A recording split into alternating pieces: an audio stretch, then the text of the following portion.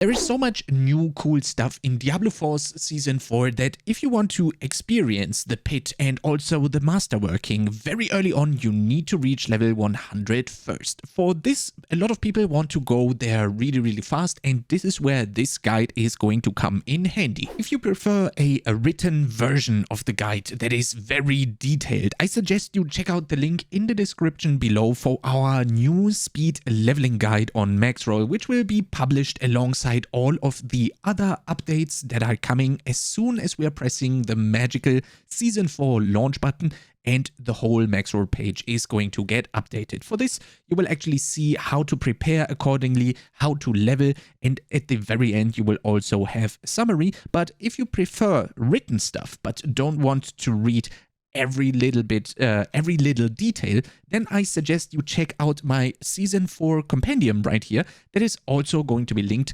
down in the description below, and we're going to go through all of the things that you can see here, and Pedro right here is going to keep you company while you are going to be speed leveling. Now, after all disclaimers are out of the way, how do we actually go about hitting level 100 really fast? So first and foremost, you want to create a character on World Tier 2, because World Tier 2 is going to give you 50% experience multiplier starting from Season 4. Usually you were already doing World Tier 2 anyway, and with the start of Season 4, there's actually not going to be any discussion in which world tier you want to be starting. There is going to be a very good leveling build guides on Maxroll, so if you are kind of new or want to have the best and smoothest leveling experience, I suggest you check out the leveling builds that are on Maxroll in the tier lists category. With that, you are going to easily blast everything in the Helltide. As a next step, you are going to unlock the Iron Wolf's seasonal journey. In Season 4, Loot Reborn,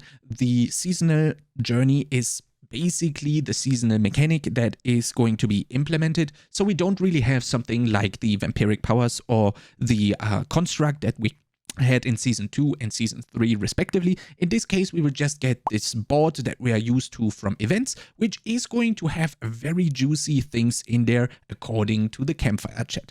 There we have probably some very good aspects. We do have some materials. So definitely keep in mind when these are going to become available to you and are going to be unlocked. So you can go to the table and actually turn in and collect all the stuff that you need. Now, as soon as all of that is done, it's actually time to go and blast the Helltides. Now, here it's very important you are going to pick up the herbs, because we are actually requiring the elixir, like I said before, and also the incenses, and they are going to be tremendously speeding up your leveling journey. So having at least a 5% XP elixir up all of the time is going to come in very handy, and to be able to sustain those, you need to pick up all of the herbs that you find during the Helltide. Apart from that, you also need to focus on the high density zones a little bit. You will see more of that in the Season 4 compendium. There is going to be a tab that you can click on, and then you can see the higher density zones. Although the Helltide has been buffed tremendously,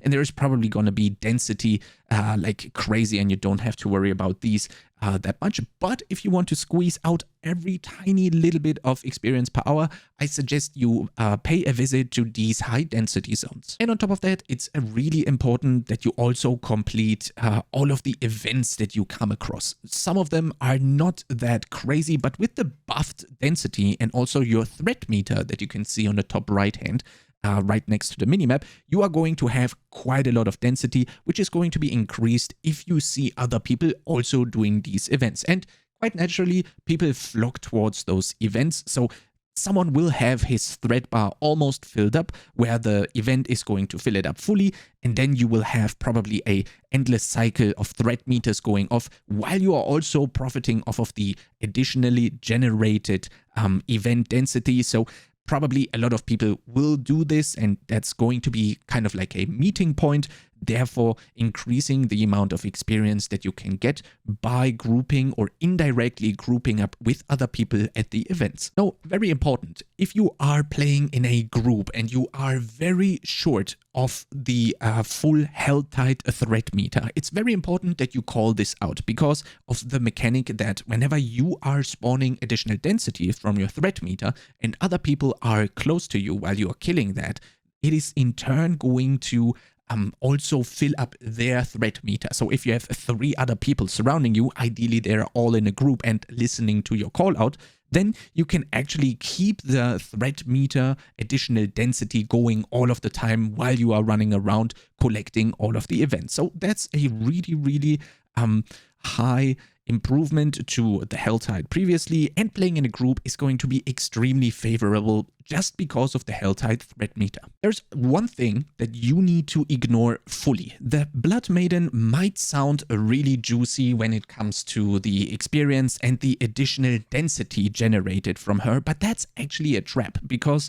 the density that spawns from the Blood Maiden event for some reason does not give any experience. So the fight is probably going to take you somewhere between 2 to 5 minutes, always depending on how many people are surrounding you. So if you are leveling quickly, that's probably not going to be that many players surrounding you or helping you with the Blood Maiden, and then tremendously cutting your experience power, because the generated additional density from the Blood Maiden event, everything that is around her and spawning from the threat meter, is still going to give you experience, but the Blood Maiden event itself, or all the mobs that are spawning through it, are not giving any experience whatsoever. And of course, while you're doing all of this in the Helltide, you are going to collect all of the cinders. It's really important that you're not going to just open up all of the chests willy-nilly. No, it's actually very important that you are saving up all of your cinders until the very end of the Helltide to then go and quickly open as many chests as you have cinders for,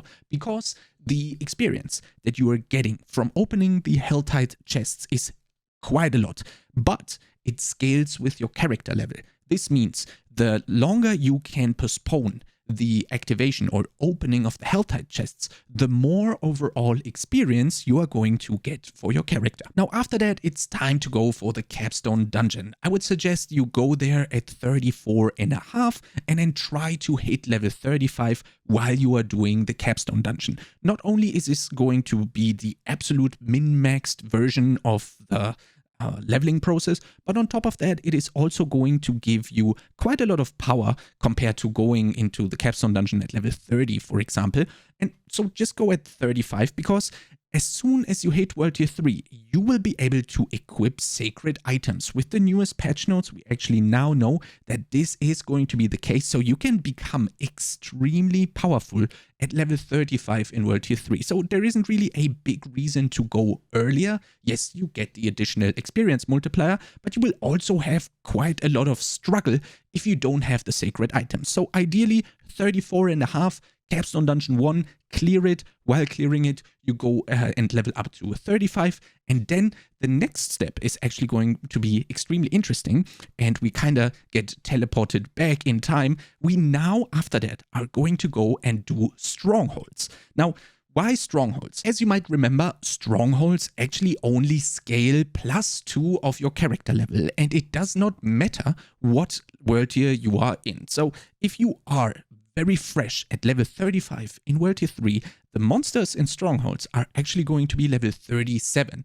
And that is going to be an insane power gain, because killing level 37 monsters is going to be cake, because you just came out of a Helltide, you just defeated the Capstone Dungeon, which were much harder monsters because they were at level 50, but they will be able to drop sacred items. Now, you basically get the full sacred character for free this way, and as soon as that is the case, as soon as you are full or almost full sacred, you instantly ditch the Strongholds. It's very important to not complete the Onyx Watchtower at all, and then you're going to start clearing S and A tier Nightmare Dungeons. It is going to be a much bigger boost in experience, because the monsters in the Nightmare Dungeons still have the 80% experience multiplier. So in my opinion, there is absolutely no question that this is going to be the play, especially because you have the dungeon events that are now extremely valuable. They have been buffed tremendously, and it looks like that all of them are now worth your time.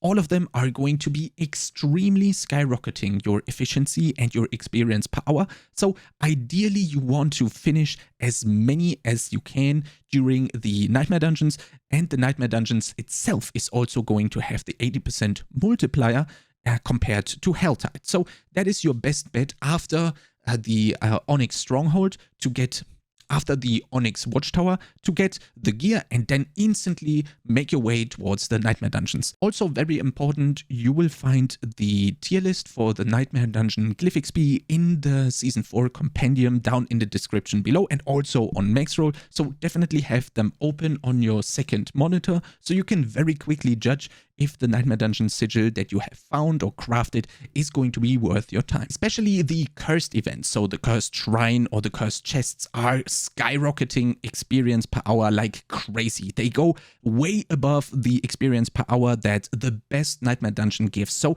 if you want to omega juice those events in terms of experience per hour, it's going to be very good if you have an incense ready for that event. So if you see a cursed chest or you've just opened one, instantly make sure that you click your incense to boost that experience per hour even higher. And after you hit level 54.5, it's now time to go for that second Capstone Dungeon. We do the exact same thing here again, where we try to level up to level 55 while we are doing the Capstone Dungeon.